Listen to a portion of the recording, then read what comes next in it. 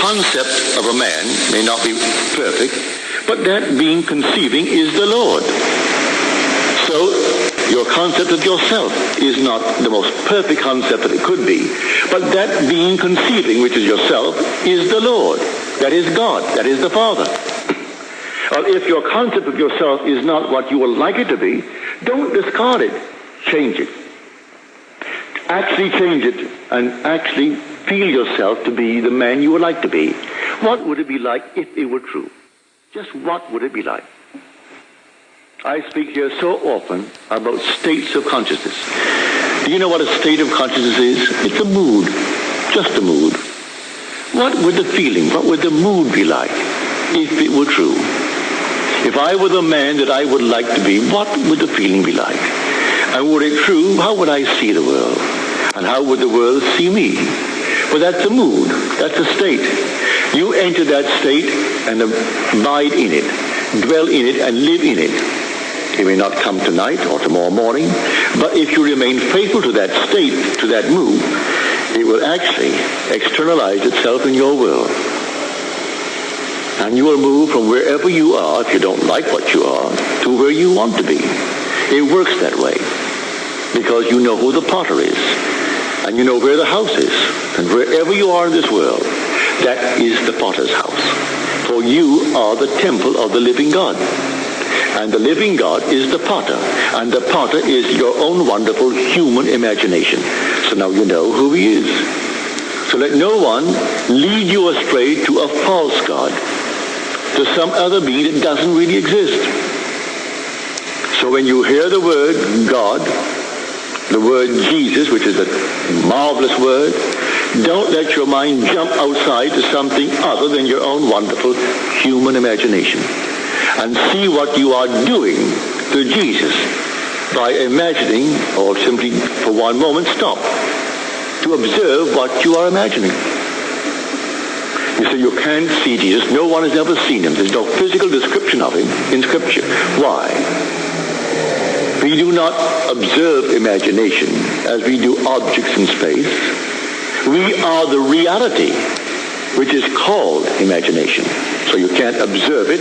You observe the fruits of its activities. You see what is happening in your world. And when you see what is happening in your world, then you observe the fruit of the imaginal activity. But the activity itself, you don't. So, God, the Father, who is the Lord, who is the potter, is like pure imagining in myself.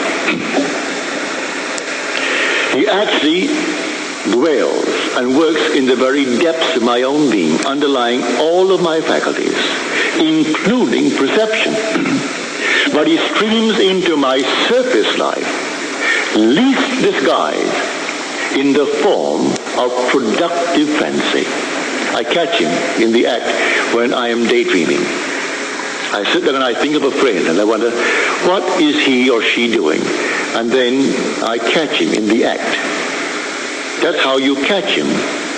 But you can see him, and you will never see him and know him, really know him, until his son reveals you. And when his son stands before you, and his son is David, and when David stands before you, and there is no uncertainty as to the relationship, then you know who you are. And it's all your own wonderful human imagination.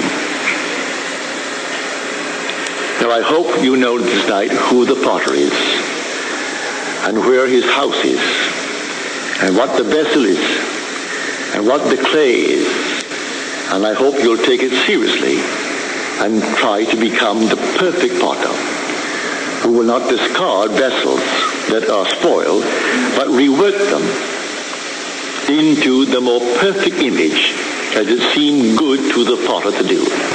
So here we have a hint from Neville, an explanation. Everybody wonders, what is a state? A state of consciousness. You have to change your state. You have to move it from one state to another. It's a mood. That's all it is. It's a mood. It's a little easier to understand when you substitute the word mood for state. Even I had problems with that, like a state of consciousness. How am I going to change my state? It's a mood. What would your mood be like if you were who you want to be? Think of it that way. What kind of mood would you be in? Would you be angry all the time? Would you be, frustrated, confined, constrained, angry, frustrated, all of that? Or would you be happy? Would you be carefree? Would you, be stress free because you knew everything was taken care of, that you had everything you needed, that all your needs were met and then some? It's a mood. So if you could, and if you're in the state or mood you don't want to be in, you still have to bridge that gap and get over to the side of where you want to be, right? And that's not always easy, depending on where you're sitting right now. If the rent's due, you can't find a job, whatever, then it's kind of hard to short circuit your mood and try to feel in that good state, that good mood, if you don't see, your needs aren't being met. So I'm not saying it's completely easy, but the whole idea of it's a mood. So at some point, hopefully, you can relax your thoughts and your anxieties. And I think that's why Neville talks about drifting off to sleep, right? You're relaxed. You can maybe quiet your mind, quiet your frustrations, and as you drift off, try to get into that mood of everything is working out. Everything works out for you. Everything always works out for you. You always get what you want. Your wants, your needs, your desires are all met. You have plenty of money in the bank. You have no problem buying what you want to buy.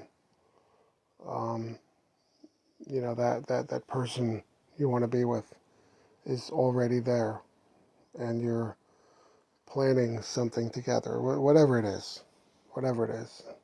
The two big things in this, the two different things in this whole area of concern, if you will, are, money on one side and special person on the other. It's money in relationships. That's what most people are after, as far as changing them and making them better as they perceive it, right? So he talks about the potter, the potter's house. The potter reworks. He doesn't throw out who, you don't throw out who you are. You don't, um, you rework it, like the way the potter reworks the clay on the wheel from one thing to another.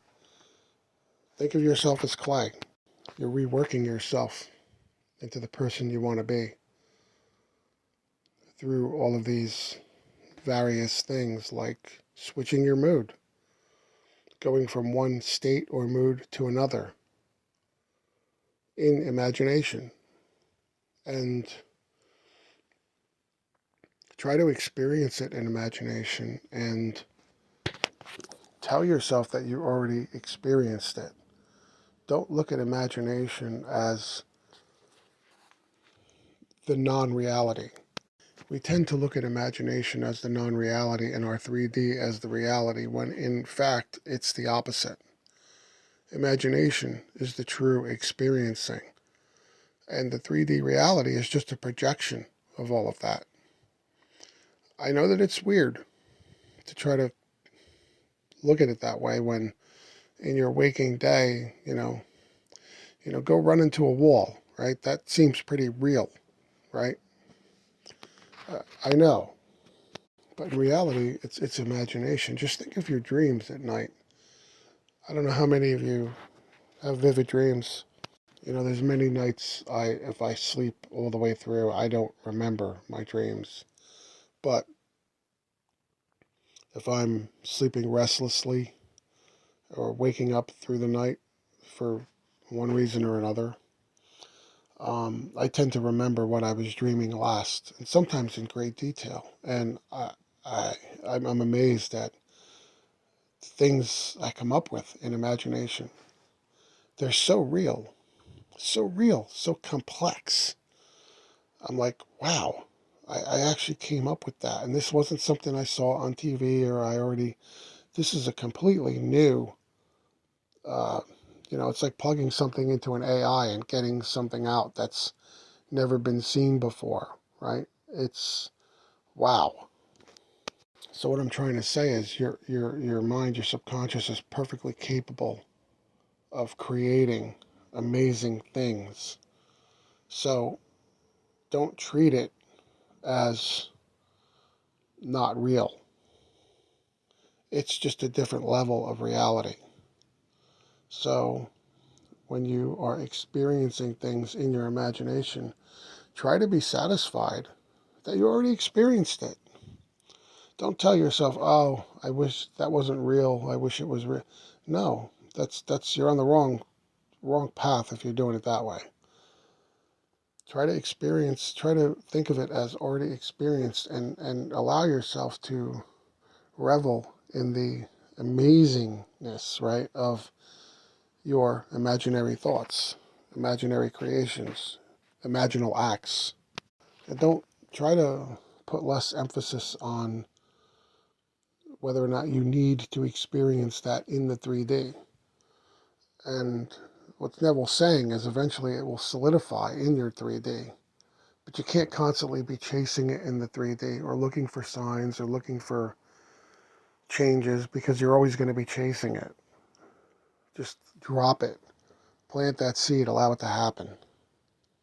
I know it's not always easy. It takes discipline. It takes discipline. You have to work on it. You have to put the work in. And eventually, I've noticed that a lot of my imaginal things, they were things that I just unwittingly thought about and dropped and went on with my day. And then they magically happened. It's like, wow, why can't we do that with the lottery or whatever, right?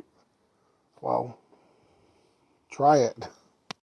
Or the amazing career, the amazing job, the amazing person, the amazing relationship, getting that vehicle that you want, whatever it is, that wonderful home, that upgrade of a home. But in your imaginal acts, try to focus on the mood, on changing your mood, making your mood align with the creation that you're imagining. That's a very important key that maybe a lot of people overlook. As Neville says, states are just moods. So I hope that helps. And, pretty soon you're in that perfect mood, even in your 3D, because your imaginal act has solidified and become a 3D reality, as well as, it went from imaginary reality, experienced, enjoyed, and moved into solidification into your 3D reality, where you now live it day to day. Good luck. Please like and subscribe. Thank you.